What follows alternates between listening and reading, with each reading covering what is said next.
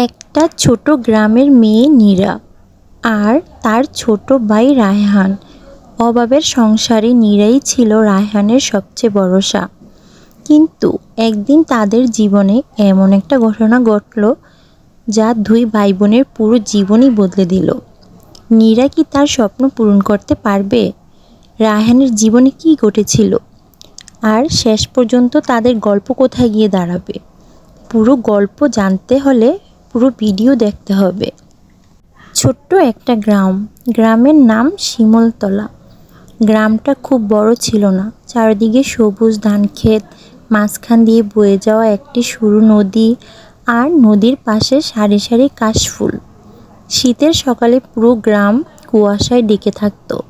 দূর থেকে মসজিদের আজান ভেসে আসতো, পাখির ডাক শোনা যেত, আর সন্ধ্যা হলে গ্রামের রাস্তার পাশে ছোট ছোট দোকানগুলোতে হারিকেন জ্বলে উঠত। এই গ্রামে থাকতো একটি মেয়ে, তার নাম নীরা। নীরা দেখতে আর 10টা গ্রামের মেয়ের মতোই ছিল সাধারণ। তার পরনে থাকতো সাধারণ সালোয়ার কামিজ, পায়ে কখনো পুরনো স্যান্ডেল, কখনো খালি পা। কিন্তু নীরার মধ্যে একটা জিনিস সাধারণ ছিল না, তার স্বপ্ন। সে স্বপ্ন দেখত, অনেক বড় স্বপ্ন। যদিও তার নিজের ঘরটাই ঠিকমতো আলো ছিল না, তবুও তার চোখে ভবিষ্যতের আলো ছিল। নীরার বাবা করিম মিয়া ছিলেন একজন দিনমজুর। সকাল ঘুম থেকে উঠে তিনি একটা পুরনো গামছা কাঁধে নিয়ে বেরিয়ে যেতেন কাজের সন্ধানে। কখনো ইটভাটার কাজ পেতেন, কখনো মাটি কাটার কাজ, কখনো আবার সারাদিন ঘুরেও কোনো কাজ পেতেন না। কাজ না পেলে সন্ধ্যায় যখন বাড়ি ফিরতেন, তখন তার মুখের দিকে তাকিয়েই নীরাই বুঝে যেত আজও বাবার হাতে টাকা নেই। নীরার মা রহিমা বেগম বাড়িতে বসে সেলাই করতেন। পুরনো একটা সেলাই মেশিন ছিল তাদের। মেশিনটার শব্দ প্রায় সারাদিনই শোনা যেত। সে শব্দই যেন ছিল তাদের সংসারে বেঁচে থাকার শব্দ। নীরা যখন ছোট ছিল তখন থেকে মায়ের পাশেই বসে সেলাই মেশিনের দিকে তাকিয়ে থাকতো। একদিন সে মাকে জিজ্ঞেস করেছিল, মা, তুমি এত কাজ করো কেন? মা হেসে বলেছিলেন, কাজ না করলে খাবে কি? নীরা আবার বলেছিল, তুমি ক্লান্ত হও না? মা মেয়ের মাথায় হাত রেখে বলেছিলেন, মা হলে ক্লান্তি ভুলে যেতে হয়। নীরা তখন কথাটার পুরো অর্থ বুঝতে না, কিন্তু বড় হওয়ার সঙ্গে সঙ্গেই বুঝতে শুরু করেছিল। তাদের সংসারের টাকা কম ছিল, কিন্তু ভালোবাসার কোনো অভাবই ছিল না। নীরার একটি ছোট ভাইও ছিল, নাম রায়হান। রায়হান তখন মাত্র 7 বছর। নীরা তাকে পড়াতো, নিজের পড়ার পাশাপাশি ভাইয়ের পড়াশোনার দায়িত্ব নিয়েছিল। প্রতিদিন সন্ধ্যায় নীরা মাটিতে একটা চট বিছিয়ে বসতো। সামনে বই, পাশে হারিকেন, আর তার সামনে বসে থাকতো রায়হান। নীরা বলতো, বলো তো 2 আর 2 কত? রায়হান বলতো 5। নীরা চোখ বড় করে বলতো 5। রায়হান হেসে বলতো, আপু, আজকে আমার মাথায় কাজ করছে না। নীরা তার মাথায় হালকা চাপ দিয়ে বলতো, তোর মাথা সবসময় কাজ করে না। তারপর দুজনেই হেসে ফেলতো। এই ছোট ছোট মুহূর্তগুলি ছিল নীরার জীবনের সবচেয়ে সুন্দর সময়। কিন্তু সেই সুখ বেশি দিন স্থায়ী হলো না। একদিন বিকেলে নীরা স্কুল থেকে বাড়ি ফিরছিল। রাস্তার পাশে কয়েকজন মহিলা বসে গল্প করছিলেন। নীরাকে দেখে একজন বললেন, এই যে নীরা, কোথায় যাচ্ছিস? স্কুল থেকে আসছি খালা। মহিলা হেসে বললেন, এত পড়াশোনা করে কি হবে? নীরা চুপ করে রইল। আর একজন বললেন, মেয়েদের বেশি পড়াশোনা করে লাভ কি? শেষ পর্যন্ত তো বিয়ে দিয়ে দিতে হবে। সবাই হাসতেই লাগলো। নীরা কোনো উত্তরই দিল না। সে শুধু মাথা উঁচু করে হাঁটতে লাগলো। কিন্তু তার ভেতরে একটা প্রশ্ন জন্ম নিল, আমি কি সত্যি পারবো না? সেদিন রাতে নীরা বই খুলে বসেছিল, কিন্তু পড়ায় মন বসছিল না। মা বিষয়টা বুঝতে পেরে জিজ্ঞেস করলেন, কি হয়েছে? নীরা বলল, মা, মেয়েরা কি বড় স্বপ্ন দেখতে পারে না? মা কিছুক্ষণ চুপ করে থাকলেন। তারপর মেয়ের মুখটা নিজের দিকে ঘুরিয়ে বললেন, মানুষ ছেলে হোক বা মেয়ে, স্বপ্ন দেখার অধিকার সবারই আছে। নীরা মায়ের দিকে তাকিয়ে রইল। মা বললেন, তুই শুধু একটা কথা মনে রাখিস, মানুষ কি বলল সেটা শুনবি না, তুই কি হতে চাস সেটাই মনে রাখবি। সেদিন নীরা একটা সিদ্ধান্ত নিয়েছিল, সে পড়াশোনা ছাড়বে না, যাই হোক না কেন। কিন্তু জীবন তখনও অনেক পরীক্ষা। কয়েক মাস পর একদিন নীরার বাবা কাজ করতে গিয়ে অসুস্থ হয়ে পড়লেন। বাড়ি ফিরে আর দাঁড়িয়ে থাকতেই পারছিলেন না। মা ভয় পেয়ে গেলেন। পরদিন তাকে হাসপাতালে নিয়ে যাওয়া হলো। ডাক্তার পরীক্ষা করে বললেন, কিছুদিন বাড়ির কাজ করা যাবে না। এই কথাটা যেন পুরো পরিবারকে অন্ধকারে ফেলে দিল। কারণ করিম মিয়া কাজ না করলে সংসারে টাকা আসবে না।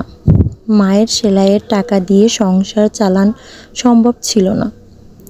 দিন যেতে লাগলো, বাড়িতে চাল কমে গেল, সবজি কেনার টাকাও নেই।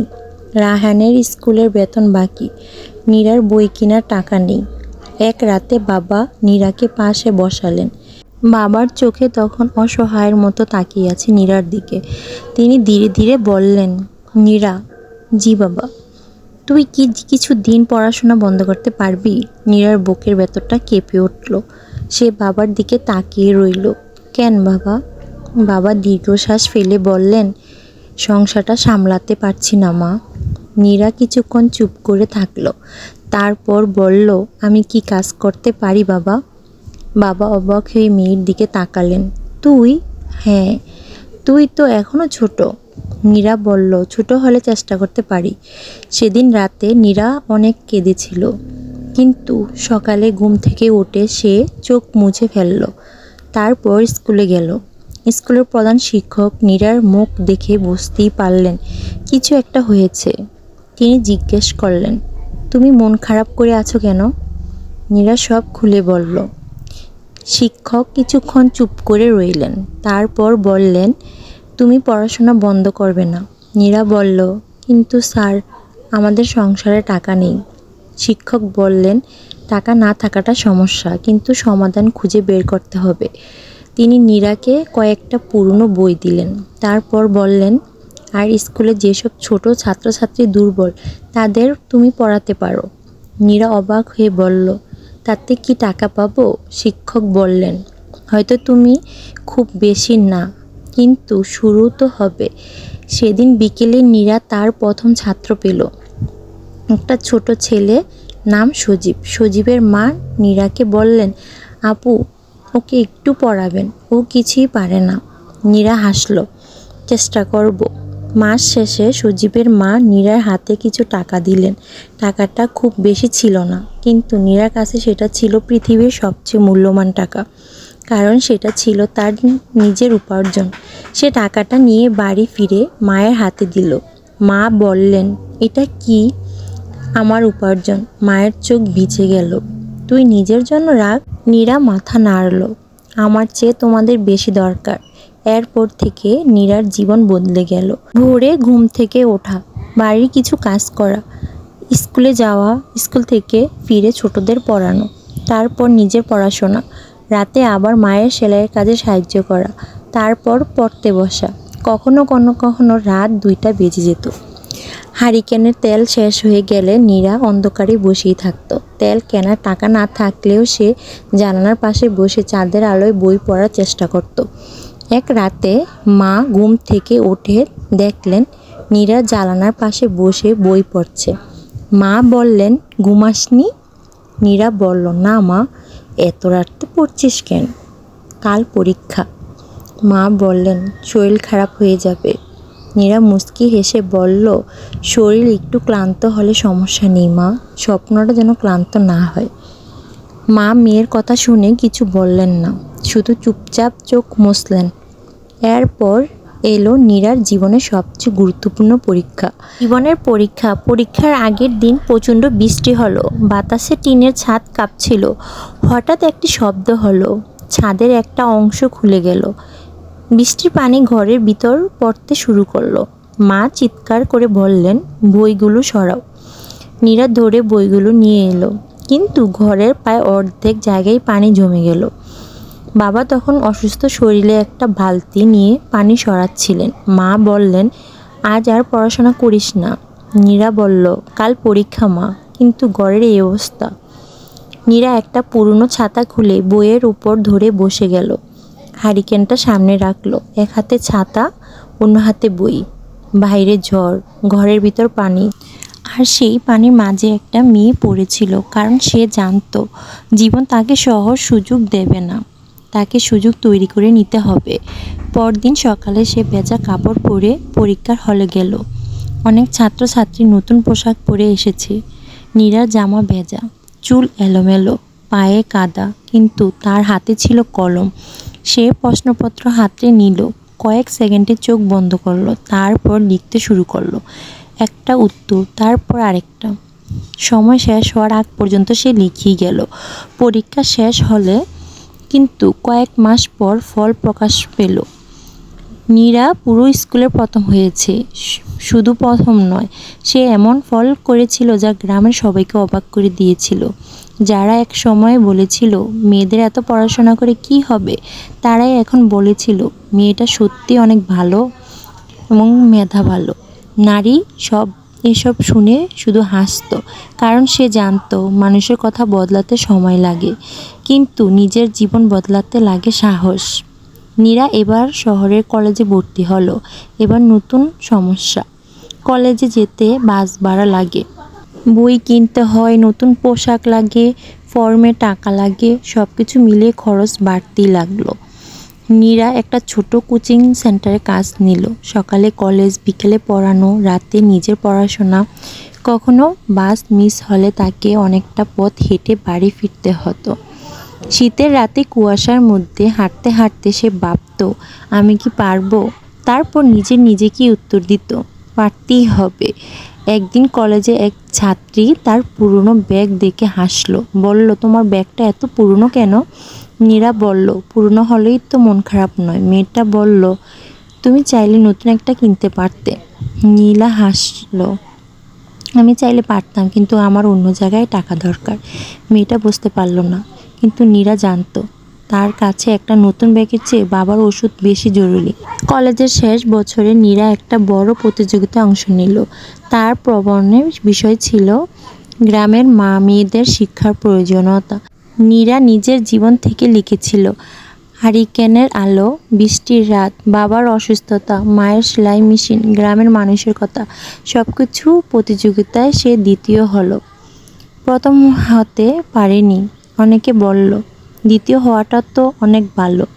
কিন্তু নীরা খুব কষ্ট পেল। সে ভাবল, আমি কি আরও ভালো করতে পারতাম?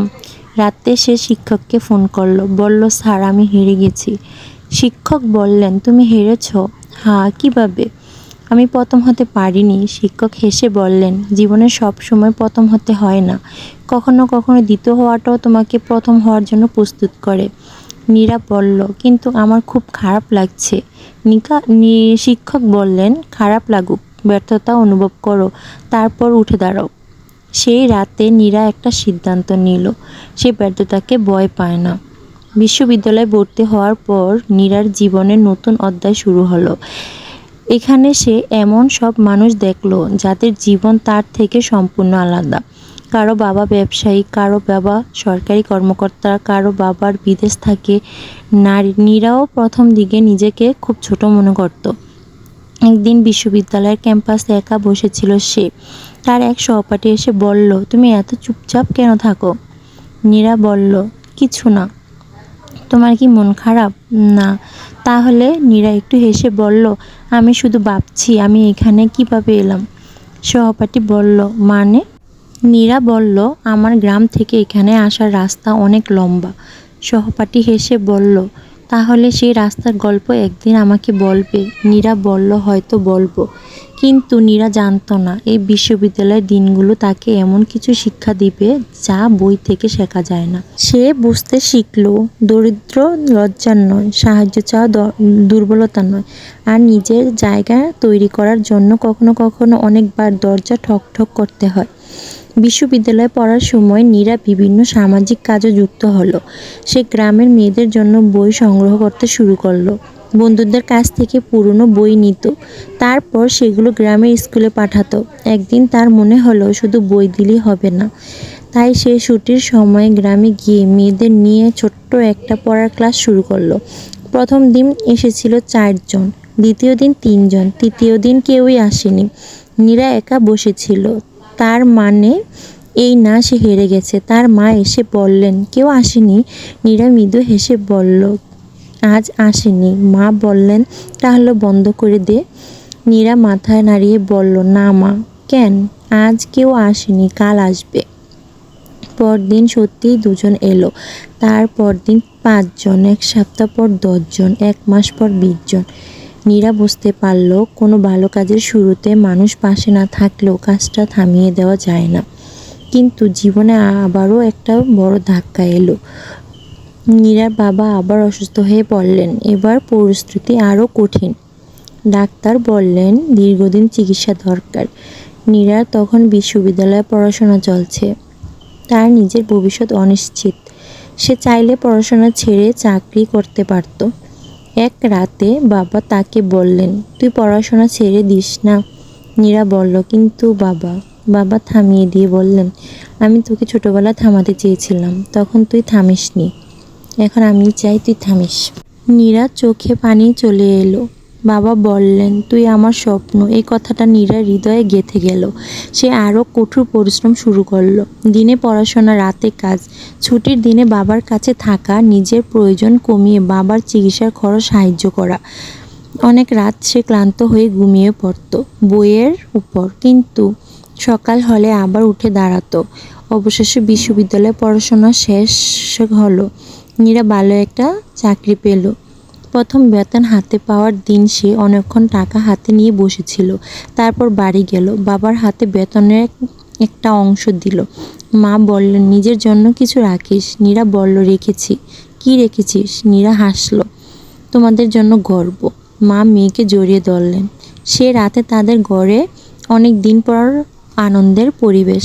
রায়হান তখন বড় হয়ে গেছে। সে বলল, আপু, তুই না থাকলে আমি এতদিন পড়তেই পারতাম না। নীরা বলল, এখন তোর পালা। কিসের পালা? তুইও কাউকে সাহায্য করবি। রায়হান মাথা নেড়ে বলল, করব। চাকরি পাওয়ার পর নীরা শহরে ভালো জীবনযাপন শুরু করতে পারত। দামি পোশাক কিনতে পারত, ভালো ফোন কিনতে পারত, ঘুরে বেড়াতে পারত। কিন্তু সে ভুলে যায়নি তার গ্রামের কথা। সে চাকরির পাশাপাশি একটা শিক্ষা প্রকল্প শুরু করলো। গ্রামের দরিদ্র মেয়েদের বিনামূল্যে পড়াশোনা শুরু করলো। প্রথমে একটা ছোট বড় ঘর ভাড়া করা হলো। একটা পুরনো ব্ল্যাকবোর্ড, কয়েকটা চেয়ার, কিছু বই আর একটা স্বপ্ন। নীরা নিজেই ক্লাস নিত। মেয়েদের বলতো, তোমাদের কেউ বললে যে তোমরা পারবে না, তাকে বিশ্বাস করবে না। দিন একটা মেয়ে জিজ্ঞেস করলো, আপু, আমি ডাক্তার হতে চাই, কিন্তু আমার কাছে টাকা নেই। নীরা বলল, টাকা না থাকার কারণে স্বপ্ন ছোট করবে না। আমার পথ খুঁজবে। যদি না পাই তাহলে আবার খুঁজব। যদিও তাও না পাই না। নীরা হাসলো, তাহলে নতুন পথ বানাবো।